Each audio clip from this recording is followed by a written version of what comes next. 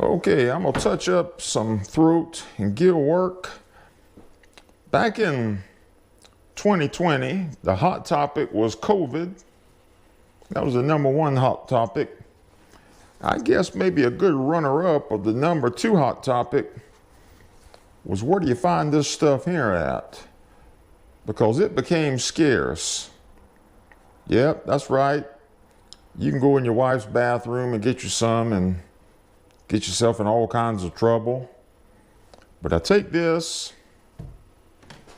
when I'm gonna spray down in the throat, and I pack that thing up in the gill area, because when you spray an airbrush down the throat and you spray in red, if you don't have something blocking it, it's gonna shoot out here on your white or bass belly and all the other colors. And you better start doing something very fast or you're gonna have a problem. So it prevents, I try to use it to do my best to prevent overspray. Now I don't know how well you're gonna be able to see this, but we're gonna show you the best way we can of what I do in the throat area.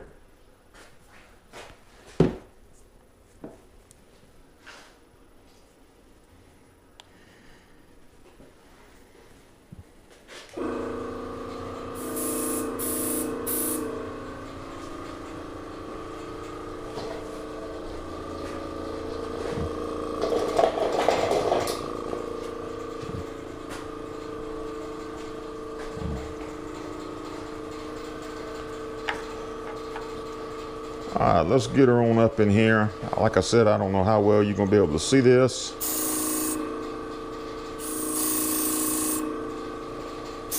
And you don't need a lot.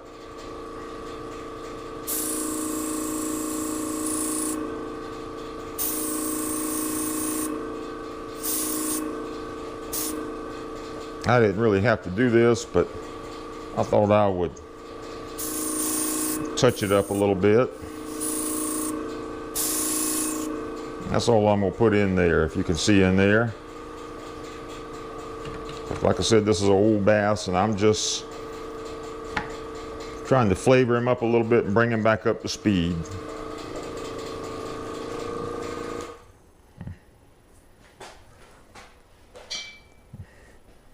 And I'll come back in a moment and I'll do the outsides and we'll get ready to go on and put whatever gloss on there I choose, and hopefully it'll help the thing look a little better than what it was when it was all tore up in here.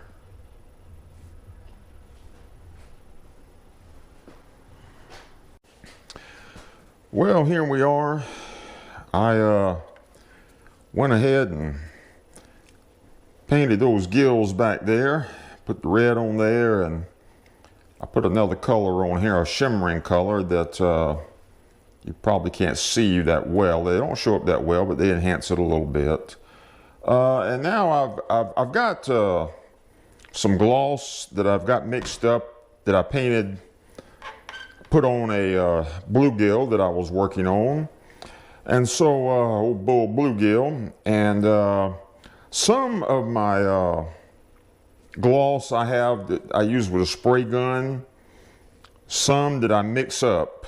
And so since it was a small bluegill, and plus since it was a small area in here that I was going to be dealing with, I just mixed up a little bit of the gloss, and I'm going to put that on there and let that dry, and this thing will be good for the customer. And that gloss will tone this down over time with the rest of the body is what it'll do. But I'm going to put some, I'm going to gloss up down in this throat here a little bit. I know you can't see that, but I'm going to put some in there and kind of give it a wet look down in there, wet look down in there, wet look down in his throat, and kind of enhance it a little bit. And in the mouth, I think I'm gonna put some on those little dab on those teeth there, and bring them back up to speed a little bit.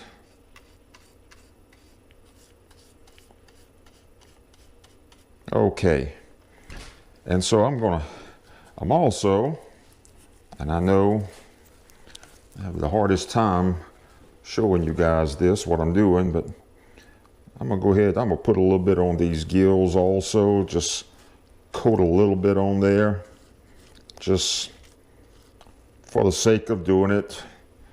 He looked like, make him look like he just been pulled out of the water with a little wet look to him.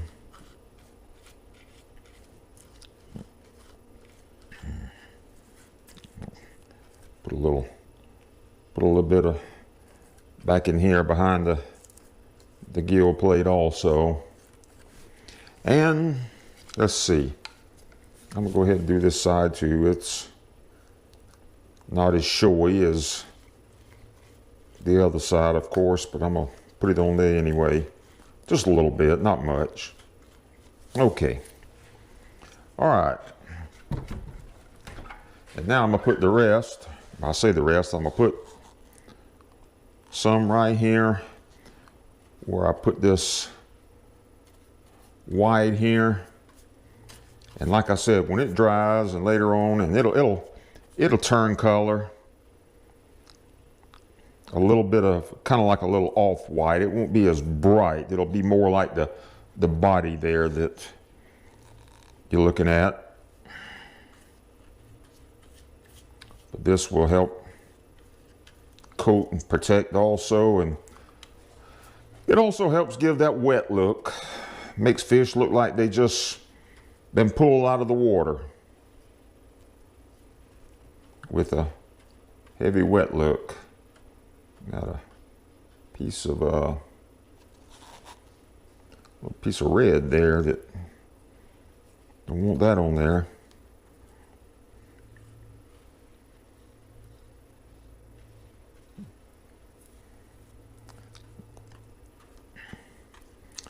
And this will kind of help the old bass. I'm gonna put a little bit on the back side here too. Helps seal them in. Helps seal in the paint job that you put on there. Let me get down and look at this and see if I can find any vacant spots, which I think I pretty well got it covered there. Put a little bit on the lip there. And I actually think, since I got a little bit of the seal left, that I'm gonna actually put some around in here and kind of help enhance all that. It'll take about overnight to dry thoroughly, I guess. See, that'll help bring that back out. And this stuff, if you got bubbles in it, all you got to do is blow on it a little bit and the bubbles will usually go away.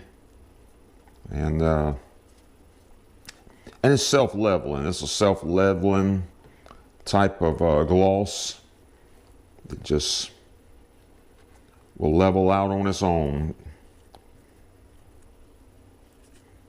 I think a little extra up in here, since I got it mixed up and going to throw it away anyway, I might as well just enhance this part back here a little bit.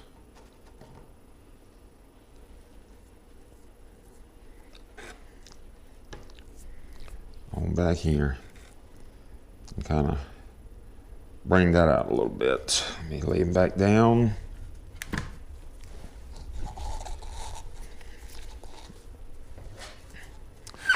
Okay. And I'm gonna go ahead and put a little bit on these fins. It'll help strengthen, reinforce the fins.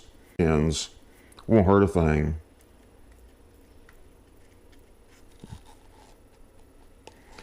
I find that my thoughts are if you go the extra mile and do something for any customer,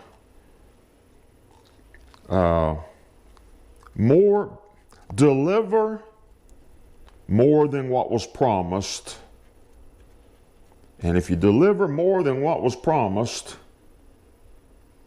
and he likes what he sees, or she likes what she sees, put some on this tail back here.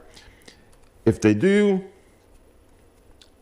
at some time in the future, if they get something else that they want mounted, then they're going to come see you. They're not going anywhere else. If they leave satisfied, if a customer leaves satisfied and you over-delivered, they're not going to the guy down the road there. They're coming straight back to you the next time they want some taxidermy work done. Well, I'm still putting some more on here. They don't need it back here, but I don't know. I just hate to throw material away, even though it's a dab, as we say down south. That's just a dab there.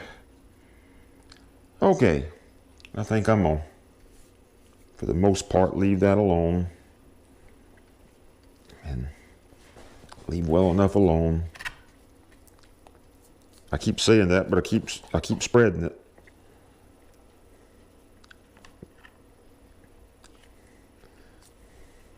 But it'll just enhance the fish.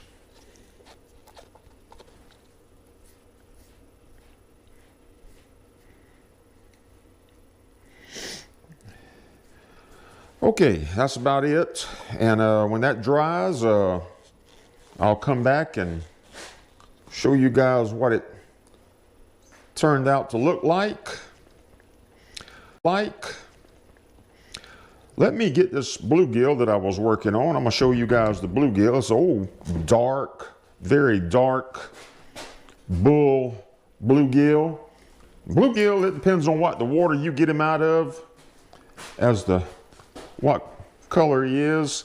That's what he looks like there. I don't know how well that's showing up on camera, but I just finished him, and I don't know where he was caught. He was probably caught in some dark swamp looking water, that tannic, I guess you pronounce that the right way, tannic type water. And lighter water, they might be a little lighter. Darker water, they might be darker. But that's my job on the bluegill. So hopefully that turns out fine when it dries.